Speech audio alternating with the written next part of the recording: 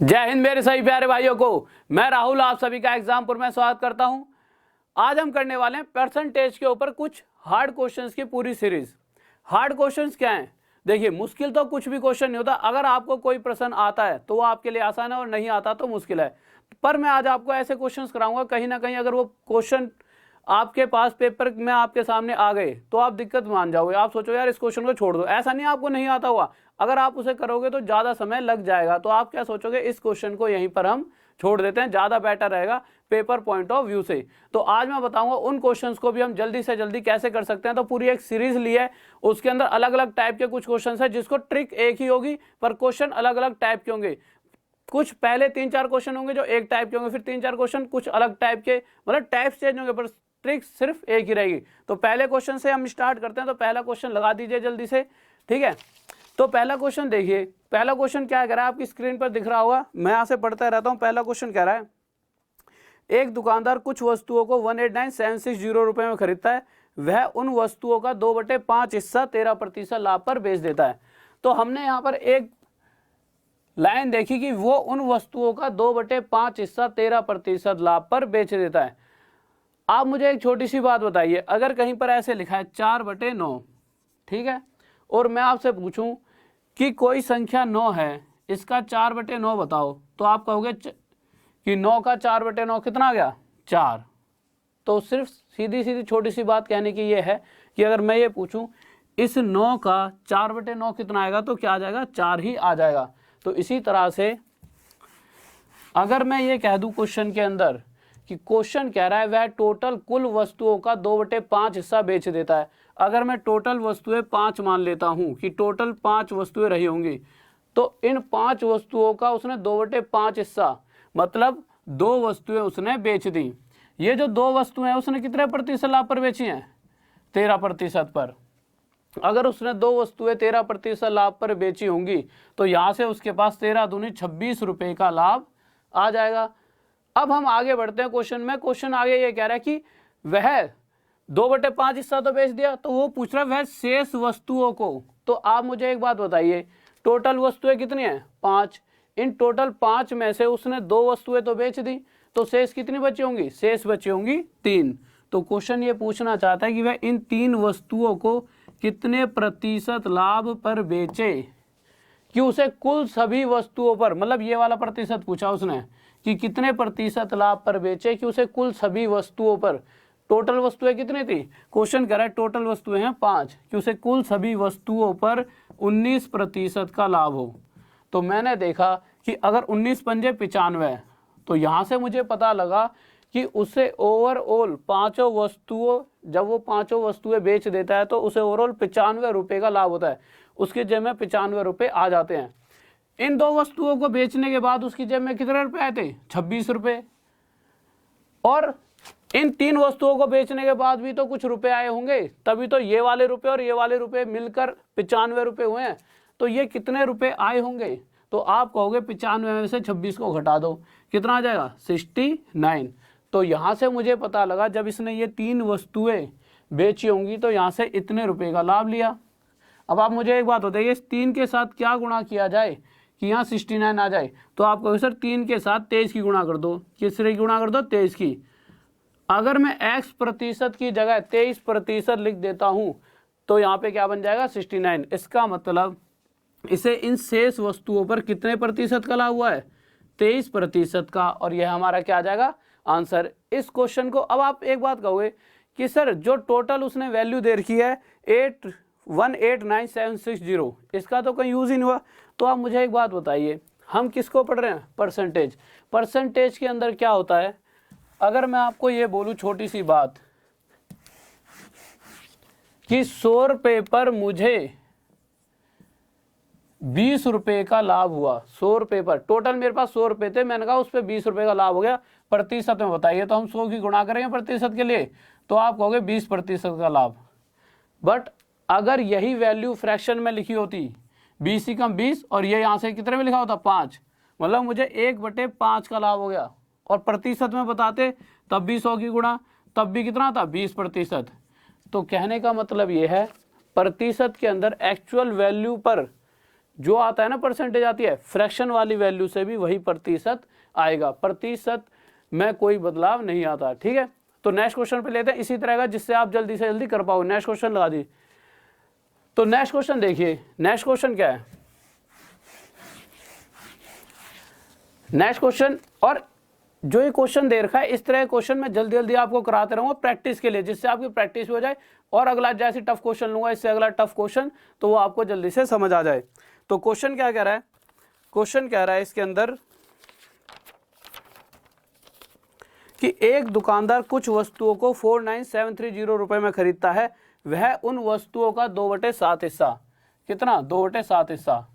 तो मैं कह सकता हूं कि अगर टोटल वस्तुएं मैं 7 मान लेता हूं, तो इन टोटल 7 का उसने कितना हिस्सा, 2/7, मतलब 2 हिस्सा कि 2 वस्तुएं उसने बेच दी। अगर टोटल 7 वस्तुएं हैं तो कितने प्रतिशत लाभ पर बेची हैं, उसने बेची है 15% लाभ पर।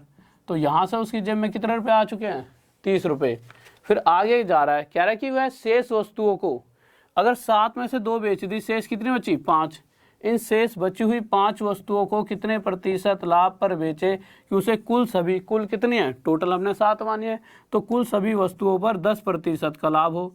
तो मैं ये देख रहा हूँ जब मैं टोटल वस्तुएं बेच देता हूँ तो मेरी जेब में कितने रुपए आए, 70 रुपये। 30 रुपये तो यहाँ से आ गए 2 वस्तुएं बेचने के बाद।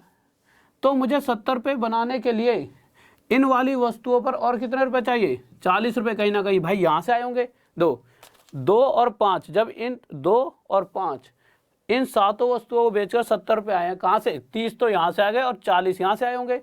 अब 5 के साथ ऐसा क्या गुणा कराया जाए, 40 आ जाए, आप कहोगे 8।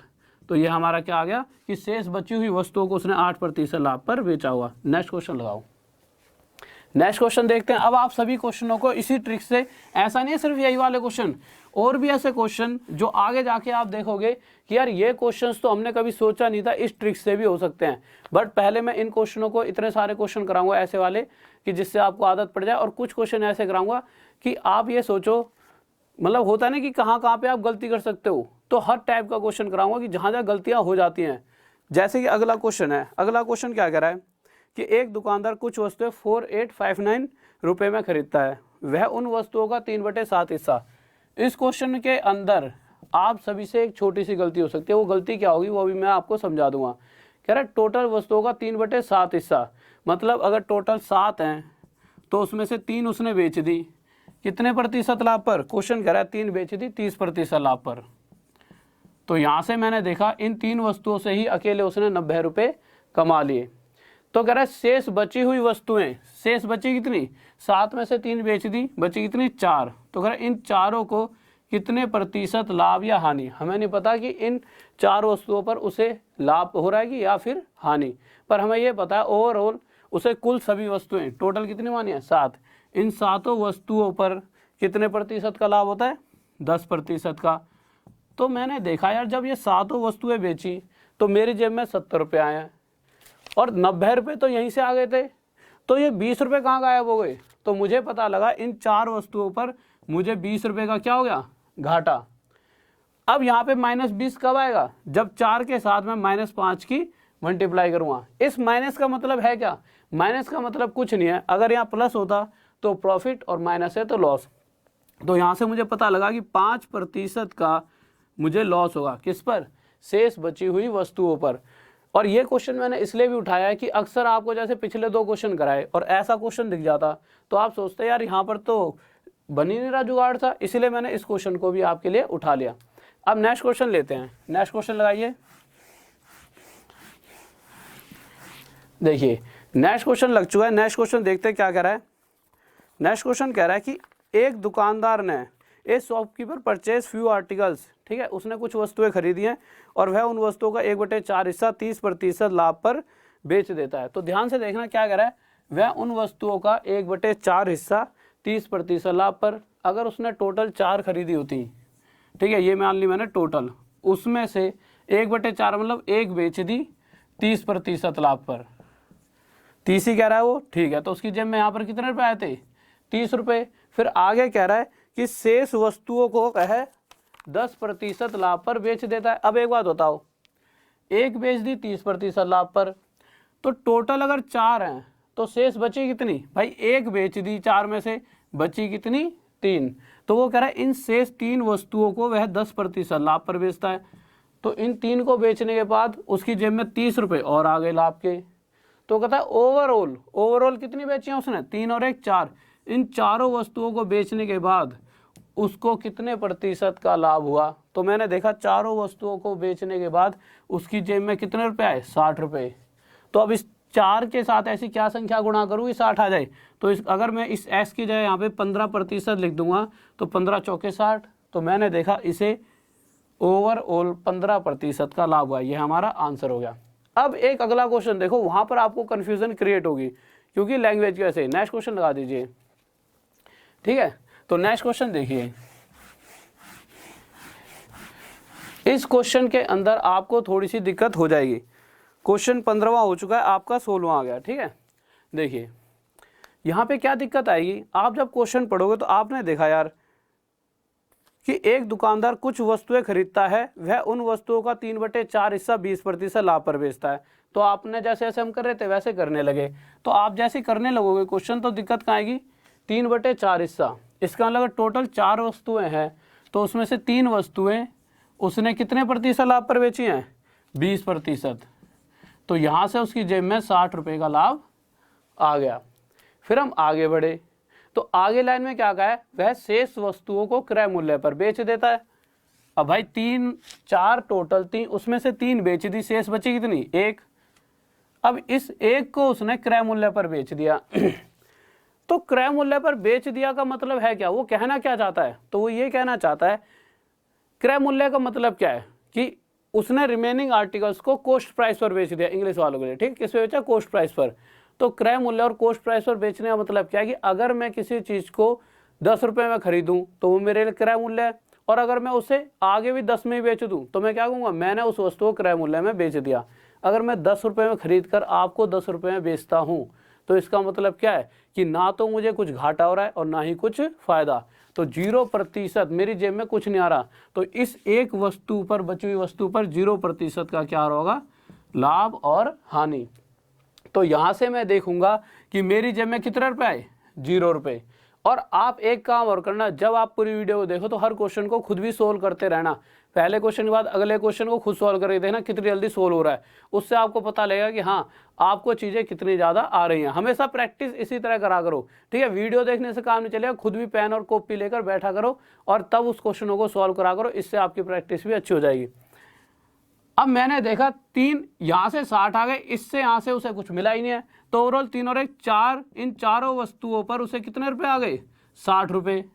तो कह रहा है पूरे ओवरऑल उसे कितने प्रतिशत का लाभ हुआ। तो इस 4 के साथ कितना गुणा करेंगे, 15। तो उसे ओवरऑल 15% का लाभ हुआ। इस बार इसने क्वेश्चन में हमसे ये पूछा था कि ओवरऑल कितने प्रतिशत का लाभ होता है, ठीक है। तो अगला क्वेश्चन लगाते हैं। अगला क्वेश्चन देखिए, आपने बहुत बार इस क्वेश्चन को देखा हुआ, ठीक है। और इस क्वेश्चन को जब आप देखोगे तो आपको कहीं ना कहीं दिक्कत बनती होंगी यार ये वाला क्वेश्चन कैसे सॉल्व करेंगे। तो आप ध्यान से देखना, इसी ट्रिक से इस क्वेश्चन को हम सॉल्व करने वाले हैं। क्वेश्चन क्या कह रहा है एक आदमी ने अपनी पूंजी का 1/3 भाग, अभी तक क्या था क्वेश्चन में, एक ही चीज दे रखी थी 1/3 एक ही बार, और यहाँ पर क्या है उसी पूंजी का 1/3 भाग, और आगे क्या दे रखा, उसी पूंजी का 1/4 भाग। अब दिक्कत आ गई भाई, एक बार 1/3 और एक बार आगे 1/4 दे रखा है। इस टाइप का क्वेश्चन जब भी आएगा आप कंफ्यूज हो जाओगे, पहले अगर आपने देखा होगा। तो हम क्या करेंगे, मुझे नहीं पता टोटल पूंजी कितनी है, तो मैंने टोटल पूंजी कितनी मान ली, 12 रुपये। अगर टोटल पूंजी 12 रुपये रही होगी तो उसने कहा क्या है क्वेश्चन में कि इस टोटल 12 का 1/3, तो अगर 12 का मैं 1/3 निकालूंगा तो कितना आ जाएगा, 3 चौक 12। तो मैंने माना कि भाई 12 का मतलब टोटल मैंने 12 मान लिया, 12 का 1/3 हिस्सा मतलब 4 भाग पर उसे कितने प्रतिशत का लाभ हो रहा है, 7% का। फिर उसके बाद इसी टोटल 12 के 1/4 भाग पे मतलब 4 × 12, तीसरे हिस्से पर उसे लाभ हो रहा है कितने प्रतिशत का, 8% का। 4 और 3 7, और टोटल भाग है कितना, टोटल है भाई 12। तो 12 में से 4 बेच दिया, 3 बेच दिया, कितना बचा, मतलब बेच क्या दिया, निवेश करा उसने। तो 4 और 3 7 और 12 टोटल है, तो कितना बचा, 5। तो कह रहा है शेष भाग को उसने कितने प्रतिशत उस पर लगाया है, शेष भाग को उसने लगाया है हमारा 10% पर। कह रहा है टोटल 12 रुपए हैं, इस 12 रुपए में से 1/3 हिस्सा मतलब 4 पे उसने करे 7% पर निवेश, और इस 12 का 1/4 मतलब 3 रुपए करे उसने 8% पर निवेश, 7 रुपए निवेश कर दिए, बचे 5 किस पे कर दिया 10% पर। मैंने देखा कि 7 चौक 28, यहाँ से 28 रुपये का लाभ आ गया, 8 तिये 24 रुपये का लाभ यहाँ से आ गया, और 50 रुपये का लाभ यहाँ से आ गया। तो ओवर 12 रुपये पर मतलब जो 12 रुपये निवेश करें उस पर कितने प्रतिशत का उसे लाभ हुआ। तो जब मैंने इन्हें जोड़ा तो ये कितना हो गया 102। अब इस 12 के साथ ऐसी क्या संख्या गुणा करूँ कि 102 आ जाए। आप कहोगे सर 12 के साथ 102/12 गुणा कर दो। भाई देख लो आप, 12 से 12 कट जाए 102 आ जाएगा। तो मैं कह सकता हूँ इसे टोटल जितने भी उसने रुपए लगाए हैं इन 12 रुपए पे 102/12% का लाभ हुआ है। अगर मैं प्रतिशत में पूछता उसे कितने प्रतिशत का लाभ हुआ है तो आप कहते हैं 102/12% का लाभ हो रहा है। पर क्वेश्चन कह रहा है रुपए के अंदर, क्वेश्चन को थोड़ा सा उधर हटा दो थोड़ा सा, कि उसे 102/12% नहीं, रुपए में 561 रुपये का लाभ हो रहा है। रुपए में कितने रुपए का लाभ हो रहा है 561 रुपये का।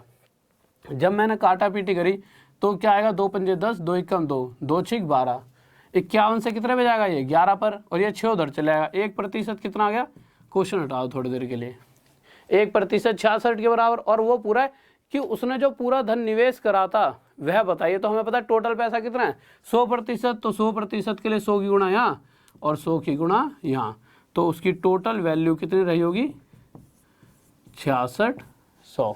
यह हमारा क्या आ जाएगा आंसर। ठीक है, तो नेक्स्ट क्वेश्चन लगवाते हैं जल्दी से। नेक्स्ट क्वेश्चन लगा दीजिए।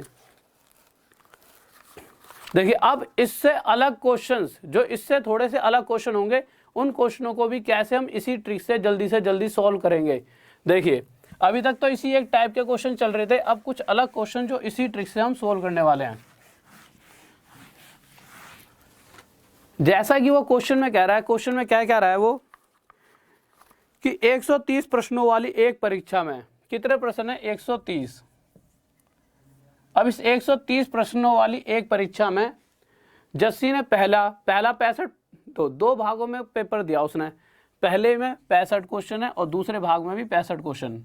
130 प्रश्नों की एक परीक्षा है, पहला भाग 65 क्वेश्चनों का, दूसरा ही 65 का, और हर एक क्वेश्चन 1 नंबर का है। तो मैं कह सकता हूं कि अगर हर एक क्वेश्चन 1 नंबर का है तो टोटल परीक्षा कितने नंबर की होगी 130।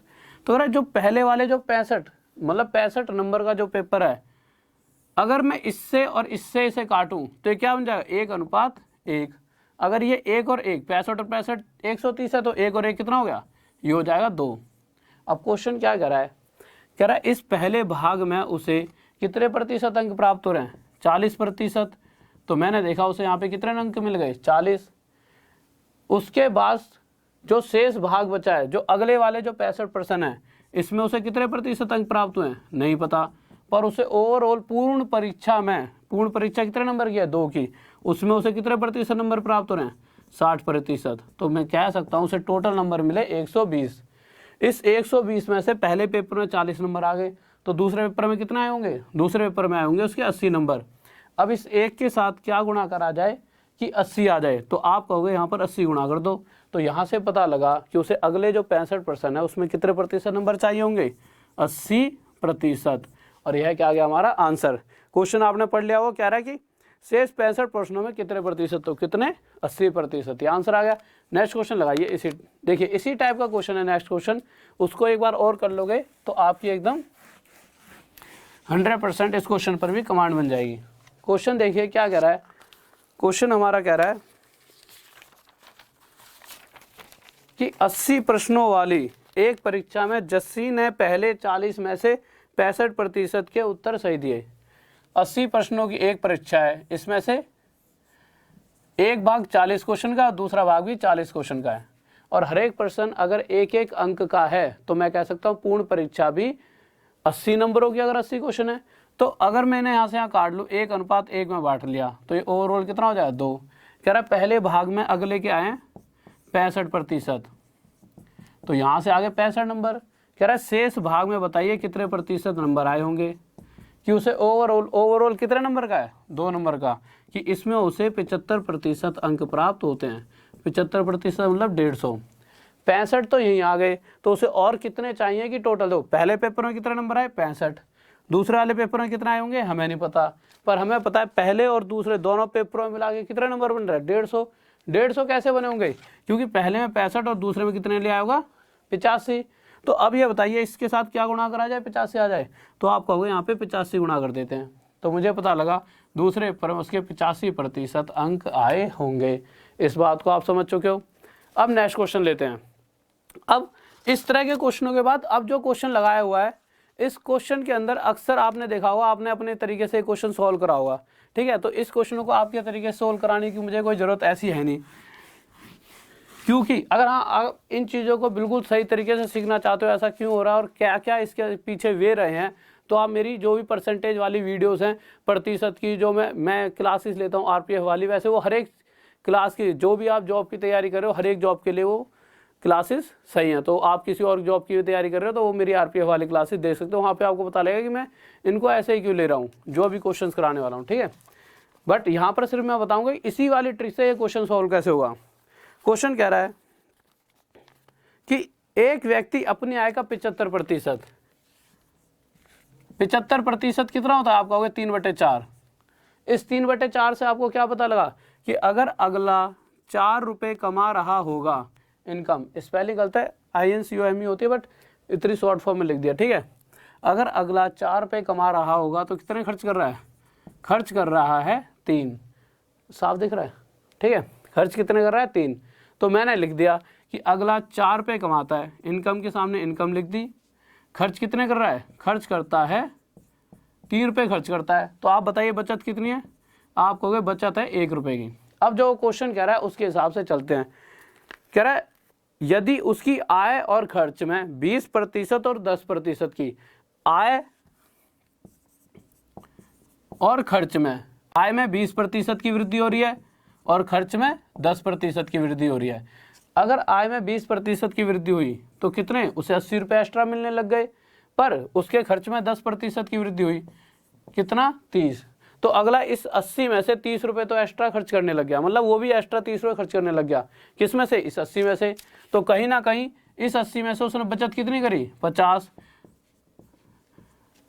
तो अगर बचत का प्रतिशत बताइए, तो बचत हमारी 1 थी ना, इस 1 के साथ ऐसा क्या गुणा हुआ होगा, यहाँ पे 50 आ गया होगा, तो यहाँ पे कितना गुणा होगा 50। तो वो कह रहा है कि बचत में कितने प्रतिशत की वृद्धि हुई, तो बचत में कितने प्रतिशत की वृद्धि, 50% की। इस क्वेश्चन को भी लगे रहने देना, रुकिए, ठीक है। अब एक बात बताइए, अगर आपको ऐसे कंफ्यूजन हो रही हो तो आप इसे ऐसे लिख सकते हैं,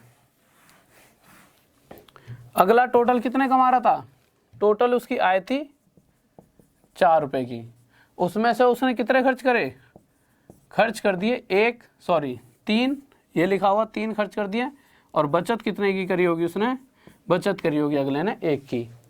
कह रहा जो टोटल आय है उसके अंदर कितने प्रतिशत की वृद्धि हो रही है, टोटल आय में वृद्धि हो रही है 20% की। तो अब अगले को 80 रुपये ज़्यादा मिलने लग गए, पर उसने खर्च भी बढ़ा दिया, कितने प्रतिशत, 10%।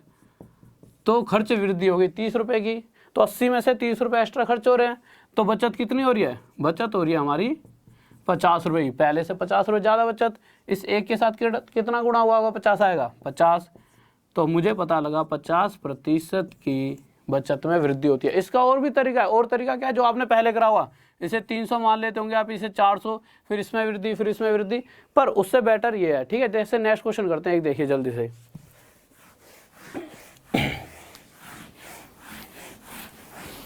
जब हमने नेक्स्ट क्वेश्चन लिया, ठीक है, तो नेक्स्ट क्वेश्चन क्या कह रहा है देखते हैं। कह रहा है एक व्यक्ति अपनी आय का 37.1/2% खर्च कर देता है। तो आपके दिमाग में जैसे ही 37.1/2% दिखा होगा, तो आपके दिमाग में फ्रैक्शन आया होगी 3/8। ये चीज़ें तो हम सभी को पता है, ठीक है। अब वो क्या कर रहा है, वो अपनी टोटल आय का 3/8 हिस्सा खर्च कर रहा है, या फिर मैं कह दूँगा टोटल आय कितनी है, टोटल आय 3 है, तो उसका इतना प्रतिशत खर्च करने का मतलब क्या है, 8 का 37.1/2% कितना होता है, 3। तो इसका मतलब अगर उसकी टोटल इनकम या टोटल आय, जो भी लिख लो आप, इधर लिख लेना इनकम, जिससे आपको ध्यान रहे क्या है, अगर उसकी टोटल आय 8 रही होगी, तो उसमें से उसने कितने खर्च करे, अगले ने खर्च करे 3, तो बचत कितनी हो गई, बचत हो गई उसकी 5 की। पर कह रहा है उसकी आय और खर्च में कितने प्रतिशत की, 12% और 15% की वृद्धि हो जाती है।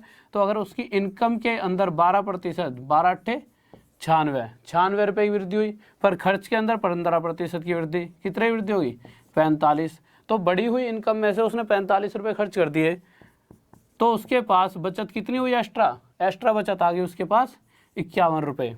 तो आप बताइए इस 5 के साथ ऐसी क्या संख्या गुणा करी जाए 51 आ जाए। आप कहोगे इसके साथ सर 51/5 की गुणा कर दो, तो यहाँ से मुझे पता लगा उसे ओवरऑल 51/5% का लाभ हुआ है। अब इसे जब आगे सोल्व करेंगे, जब काटा पीटी करेंगे, तो आपको करना क्या, या तो 5 से काट लो या सीधा इसके साथ 2 की गुणा कर दो, पर 2 कम 2, 2 पंजे 10, तो 10.2% की बचत हो रही है उसे, मतलब बचत में 10.2% की वृद्धि हो रही है। पॉइंट लगा हुआ है, ठीक है। नेक्स्ट क्वेश्चन देखते हैं। अगला क्वेश्चन देखिए अगला क्वेश्चन क्या कह रहा है वो,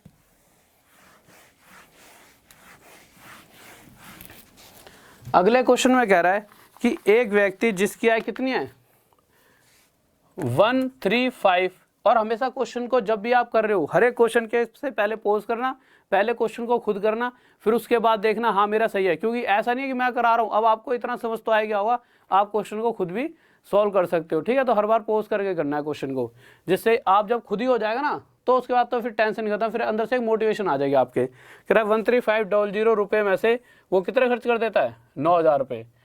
तो इसको अगर मैं इस तरह से सॉल्व करूंगा तो कैलकुलेशन थोड़ी लेंथ हो जाएगी।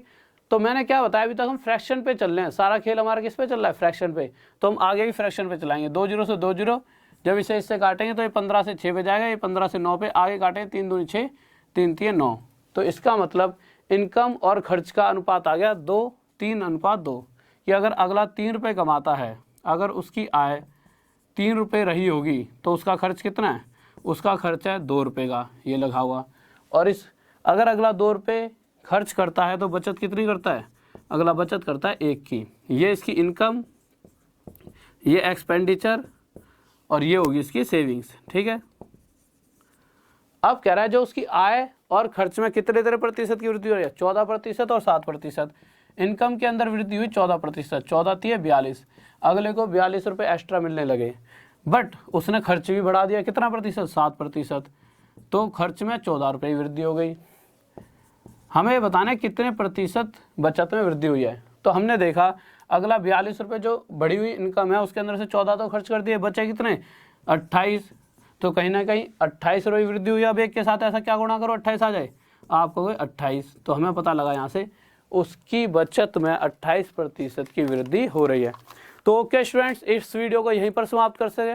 मुझे आशा है कि आप सभी को ये चीज़ें पसंद आई होंगी। अगर आप इसी तरह सपोर्ट करेंगे तो मैं आगे और भी क्वेश्चंस की इसी तरह आपके लिए अच्छी ट्रिक्स लेते आऊँगा, बट उसके लिए आपको सपोर्ट करना पड़ेगा। सपोर्ट कैसे, आप सबसे पहले हमारे चैनल से जुड़ें, हमारे चैनल को सब्सक्राइब करें, ज़्यादा से ज़्यादा लोगों को इस वीडियो को शेयर करें, उन्हें पता तो लगे, जैसे ज़्यादा से ज़्यादा बच्चे जानेंगे और अगर वो अप्रिशिएट करते हैं, हाँ कमेंट्स में कहते हैं अच्छा करवाया सर आपने, ऐसी वीडियोस और भी डालें। ये हमारी क्लास जो है वो संडे स्पेशल की क्लास थी, ठीक है। तो इस तरह से और भी संडे स्पेशल की क्लास अगर आप चाहते हैं कि हाँ मैं कुछ आपके लिए संडे को कुछ अलग अलग चीज़ें अच्छी चीज़ें लाता रहूं, तो उसके लिए आप कमेंट करके बताएं कि हाँ सर और वीडियोस लाएं, और ज़्यादा से ज़्यादा शेयर करना, क्योंकि अगर इस वीडियो पर जैसे ज़्यादा व्यू आएंगे तभी मैं आगे वीडियोज़ बनाऊँगा आपके लिए। अगर मुझे लगेगा कि नहीं बच्चों को पसंद नहीं है तो फिर कोई दिक्कत ही नहीं है। तो मैं चाहता हूँ ज़्यादा से ज़्यादा लोग इस वीडियो को शेयर करें और मुझे अप्रिशिएट करें, ठीक है। तो और साथ में अगर वीडियो अच्छी लगी हो तो चैनल को सब्सक्राइब कर लें और वीडियो को लाइक जरूर करें। तो ओके, जय हिंद, जय भारत।